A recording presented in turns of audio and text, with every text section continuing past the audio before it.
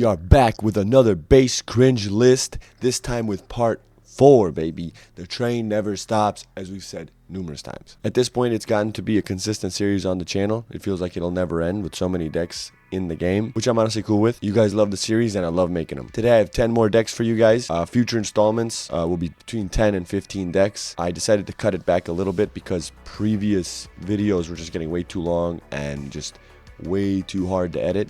So this way I'm able to get them out a little bit more consistently than once every once in a while. But with enough of all the how the sausage is made, let's get into why we're all here. Beard, tell us what decks are based and what decks are cringe. Say less. As a man of the people, I give the people what they want. Like before, the scoring goes: end board genericness and stupidness, reliance on degen, FTKs, hand loops, floodgates, blah blah blah, artwork, and waifu furry tags. So let's get into it. Let's get this work. First up, we have melfy. My god, guys, what is this? This is exactly what this series was made for. End board. It mixes with sprites, I'm pretty sure, and we all know what that means. Thus, the hidden 5th scoring system, the sprite tax. If your deck uses sprites, your deck is cringe as fuck. 3. Alternate win condition, or reliance on degen. Actually, just reliance on degen. Ibly lock. Bounce your normal so you can't out the Ibly lock. Cringe as hell. Negates. Sprites, cringe as hell. 2. Artwork. This is literally the dragon maid of furry. 0. Waifu furry tax. This should be a 15, but it's a 10. Total, for the first time in based versus cringe ranking system history, we have a negative score. That is, albeit attributed to the fact that the scoring system changed in part 3, make more sense, a little bit more sense. And so previous installments with Dragon Maid and Altergeist would have for sure gotten negative scores, but we're not counting them right now. We're doing Melfy. Melfy is the first, here he is, the biggest douche in the universe. In all the galaxy, there's no bigger douche than you. Total score of -5. So somehow, Melfy should be probably down here, but because we have I guess I should just put 7 and less. Maybe have a 6th category. We've done it, just pure blackness. Embrace the void, Melfy. You are the worst of the worst. Sacred Beasts, end board. The goal of the end board is to make 1 to 3 Sacred Beasts with their big floodgate up that has varying amounts of effects depending on how many floodgates based on the amount of monsters that are on the field, Sacred Beast monsters, and to be untargetable. So it's kind of protect the castle on top of having a floodgate. The problem is the floodgate only works if there's 2 or more up on the field. The Sacred Beast deck struggles to get 2 or more up consistently. You need like a 3 to 4, sometimes 5 card combo to get that off. And so in the day and age of 1 card combos being plus 34s and Snake Eye Fire King FTK type of strategies, this is pretty reasonable. So with this score, I'll give end board 7. Reliance on degeneracy. Like I said, it has a floodgate, right? But it's very hard to actually execute the floodgate strategy. Most of the time, you're just gaining life points, which isn't really that unreasonable, and you're untargetable, undestroyable by card effects, and you're just a big behemoth. So honestly, 8. Artworks, they're pretty cool looking. They are based off of, they're kind of a rip-offs of the Egyptian god cards, but if you know the lore, they're supposed to be. So 9. And waifu tax, 0. And with a total score of 24, we have, so close. All my Sigmas stand up, end board. Before, it used to be a 1-card combo with circular where you would be able to go first, you know, pretty much every deck now FTKs, unfortunately. The mathmech, it wasn't generic. I mean, it would use Cyber's generic cards in the extra deck to do the OTK, but it was either go first, loop your hand, and have negates, or go second and OTK with access code. It's a pretty cringe way of playing, but with the ban of circular, that's no longer that easily achievable. You need multiple card combos to be able to go off, and hand trap stop you very easily, unlike before. But what a weird hit, you know what I mean? Banning circular. We all know diameter was the problem. 8. Degen strats. Go first, try to hand loop. Go second, try to OTK. Pretty stupid. 5. Artwork, very uninspired. 3. Waifu tax, 0. Total score, if you're following along, that's a 16. And that is cringe. One of the most demanded decks in the comments, Red Dragon Archfiend. End board. There's a lot of interrupts here, but not very generic. It's mostly in theme with itself. It can banish your whole board, which is kind of intense. It has a negate, you know. Overall, it's not too unreasonable. I'd give this an 8. Degen strats, like I said, they can banish your whole field, but other than that, nothing really too degenerate, especially in the modern game, trying to banish your whole field. That's broken, but you can interact with it. So 9. Artwork, really cool. not going to penalize it for looking samey because the whole point of it is just the one guy having different modes. So I'd give this a 9. And waifu tax is a 0. Final score, 26. The RDA base deck, baby, let's go. Next up, Nekroz. End board, Unicorn plus Abred Hair. Basically, it's a floodgate for your extra deck. Not monsters summoned, not extra deck monsters, but monsters summoned from the extra deck. It's almost an inverse of like Rinbrum, where Rinbrum can negate like anything as long as it's a Link Fusion Synchro Exceeds, even if it's in the graveyard. Unicorn only negates if you're summoned from the extra deck. So if you somehow like reborn your extra deck monsters, they actually would have their effects. So Unicorn can be bypassed. Abred Hair is one negate that's Mechaba styled. You have to have a card in hand or to tribute something from somewhere. So, and it tributes for cost, which I don't think triggers a lot of their effects. It's very like dated in terms of how good it is.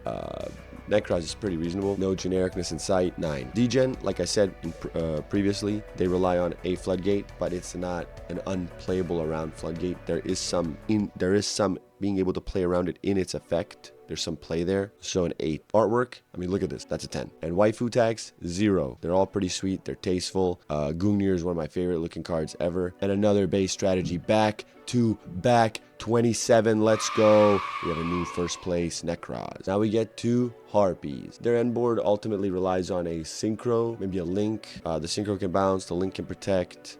Maybe they can make an XYZ that can be non-targetable for the whole field, but doesn't really negate, doesn't really stop you from playing. It just attacks directly. They also rely on a very hard to search for trap card that can be activated from the hand in the deck. But when you consider that this deck doesn't really OTK and do kind of crazy stuff like that, the trap's really not that unreasonable. Nothing generic. I'd say 10. Degen strats. The Harpie's Featherstorm is somewhat degenerate. I'll give it an 8. Artwork. Oh my God, what do I put? I'm torn because it's OG Kazuki Takahashi designed, so it is somewhat tasteful. He didn't just, make cringe ass Dragon Maid stuff like we see today. Harpies are designed. They're supposed to. Well, Mai was basically a sexual character, I guess. I don't. I feel weird talking about this freaking thing about this like a freaking manga anime. 7. And waifu tags, guys, we gotta understand. It all depends on the user of the deck. This is the only deck that this probably applies to. If the user of Harpies is a dude, that's a 0. It's a 10 waifu tag. If it's a woman, it's a 0, right? It's in theme. So like, I don't even know what to give this. I'll give it a 5, average. And let's just, for total, let's just think about it this way. Like I said, if a dude uses this deck, the deck is straight up dudes with hentai mats. Like this is literally what I thought of when I came up with the dudes with hentai mats. It's that and naked dark magician girls. Fucking weirdos, bro. But if a chick uses this deck, I think it's base 30 out of 30. So the only thing we can do is just split the difference, average, and we'll just put Harpies in the cringe. And let's move on from Harpies because I don't even know how to rank that deck. Weather Painter. Also, congratulations, guys. You somewhat finally checkmated me by suggesting Harpies. I don't know where to rank it. It feels cringe because 99.5% of my viewers are males. So if you're a dude playing Harpies, cringe as fuck. Probably this. But if you're a chick, you're up here. This is the first time in base versus cringe history that we've had a dual score. Consider yourselves blessed today. Next up, we got Weather Painter, another one in demand. I wanted to tackle this because this feels like an extremely cringe deck, but we'll see what it ends up being. End board. I think it stays pretty in theme. Nothing too generic overall. I'd say probably an 8. Degen strats, 3. Artwork, not bad, but not my cup of tea, 5. And waifu tags, they are all waifus. I think even the dudes are waifus, 10. And with our first, because technically Melfy's in its own class, our dudes with hentai mats, Weather Painters with a score of 6. Prankids, a deck that stays in theme. I want to give it a 9. Reliance on Degen. Not that I know. Maybe you guys can tell me. Genuinely, I think this deck's pretty sweet. Yeah, this is, put a 9. Can't give it a 10 just because I'm a little worried that there might be something, but overall I think it's probably a 9. Artwork, at first I would give it a 0. When I first laid eyes on it, I thought it was the stupidest thing I've ever seen. But as time has gone on, I've grown to like it a lot, actually. So we'll put it somewhere. I can't go too high, but I'd put a 6. And then waifu tax, I think this is a 0 because I don't think they even have waifu. And with a total of 25, so close to being based. Actually, somehow higher than Sacred Beast, which is, see how objective we are? I mean, dude, I like Sacred Beast way more. Why would this be? Why would I put this over Sacred Beast? I love the Sacred Beast, but it's not me. It's the objective ranking system. Thank you for watching. Let's keep going. Majespecter, what feels like another toilet deck. End board, make stupid link monster that goes into a plus 100 to make a million interrupts. Untargetable pendulum deck. Konami, just make a non-cringe pendulum deck, please, other than Endymion. 4. Degen strat. Oh my god, just so cringe.